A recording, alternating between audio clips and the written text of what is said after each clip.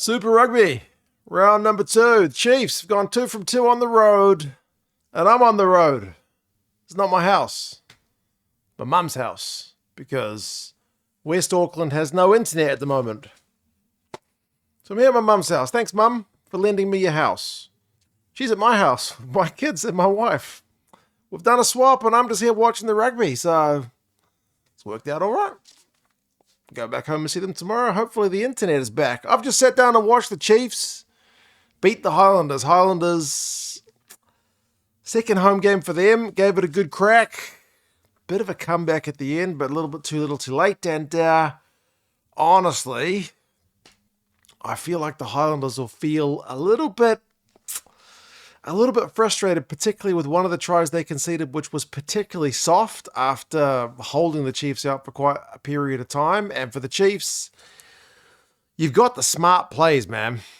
The second try of the first half, where they took a quick goal line dropout and went length of the field, was essentially a 14-pointer because the Highlanders should have been scoring. Next minute, they were under their own sticks. We'll go through some of the key events and the stats. This is my original whiteboard from 2018 when I started the channel. It hasn't been used for quite some time, but it's more mobile than the one I normally use. Subscribe if you enjoy the fact that I lug this whiteboard and microphone and camera and stuff all the way to my mum's house. Flying start for the Landers as we go through some of the key events and the stats.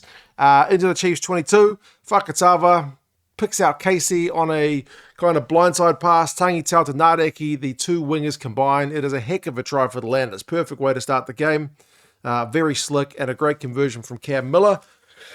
The fact that they missed a couple of conversions at the end when Miller had gone off, likewise, makes you wonder what could have been for the Landers, but I guess they walk away with a losing bonus point, so you can't complain too much. But the Chiefs' reply was perfect. They got their maul going, and the Chiefs' maul is responsible for a couple of tries in this game. Tokiaho gets the first one. They had a penalty. They went for touch. Tokiaho powers over from close range. Chiefs' maul, it's a weapon, and if you got that weapon, you'd be mad not to use it, so it is 7 points apiece. And it gets a bit tentative both ways. You got, line breaks, penalties being conceded out on the fulls, knock-ons, marks being taken from kicks, so it's a bit kind of tentative with nobody really setting the world alight, except for maybe loosehead prop Jared Prophet getting a big old line break in the middle of the field. That was nice. Love to see a prop in a bit of space, but nothing really came from it. I think the Chiefs gave away a penalty at the breakdown from there anyway. So, yeah, it was struggling for a little bit of like a genuine scoring chance. Neither side able to really get on top of the other. The Highlanders probably should have scored on 32 minutes.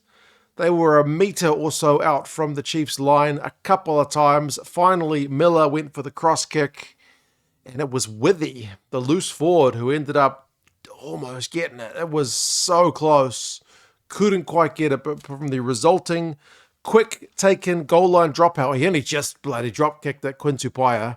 It barely counts as a drop kick, but we'll count it. He's able to regather it, hold the ball long enough to draw some defense and pass it to Leroy Carter, who's back.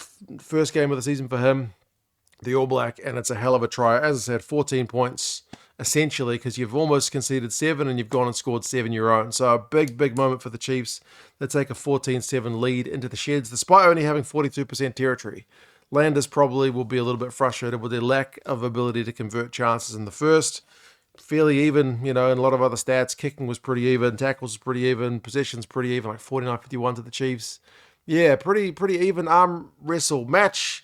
Highlanders start the second with a couple of 3-pointers, which is good. Lasanga comes on, wins a penalty. So that was pleasing from them. They got 6 points on the bounce to make it 13 points to 14. But then, again, if you're a Highlanders fan, you'd be thinking, geez, we turned some opportunities into some muck, really. Or if you're a Chiefs fan, you'd be thinking, geez, our guys are sharp. As soon as we get even half a chance, we take it, because loose ball from the Landers and Josh Lord pounces onto the big rangy lock. He goes halfway up the field. We show and go, loving every moment of being in as much space as he was in. And Nadeki goes in there cynically from Lord's next pass, kills the playoff and gets himself immediately yellow carded. The Chiefs didn't do a great job of punishing the yellow. Like, they had multiple chances including a maul chance. I think it was Lennox that managed to get himself under Tokiaho, the reserve halfback. That was pretty crazy stuff. So the Highlanders managed to hang on, only to fluff it when the yellow card was over. I mean, Simon Parker had gone very close as well. Tamoi Falau dink over the top. Simon Parker very close, but TMO'd. They hung on the Landers, but 5-meter liner of their own, overthrown, straight to Chiefs man Tokiaho. He powers over. It's a gift. It's an absolute gift after hanging on for so long. Yeah, frustrating if you're the Landers, but take your chances if you're the Chiefs. If they've missed their last few. So if that chance comes a knocking, you got to take it. I thought the game was over on 68 minutes. The Highlanders conceded another penalty. Chiefs once again went for that maul. That man, Kalen Boshi, was able to get over to make it 26-13. But the game wasn't quite done because Tangitau, the speedster, bloody hell, he's good. He's so fast.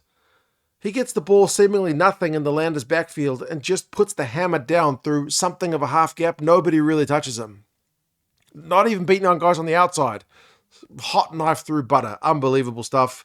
But a misconversion means it's still a 2-score game. So despite Lasanga's try at the death and another misconversion, it was all in chasing of a losing bonus point for the Landers. The Chiefs, to be fair, did have a yellow card for a neck roll. I think it was Ruben O'Neill towards the death, so it didn't help their cause in trying to hold the Landers out. But yeah, 26-23, it's a close game. Entertaining game, a lot of tries both ways. Line breaks are 7-4 to the Chiefs. Turnovers won is 9-5 to the Landers. So you got some nice stats each way.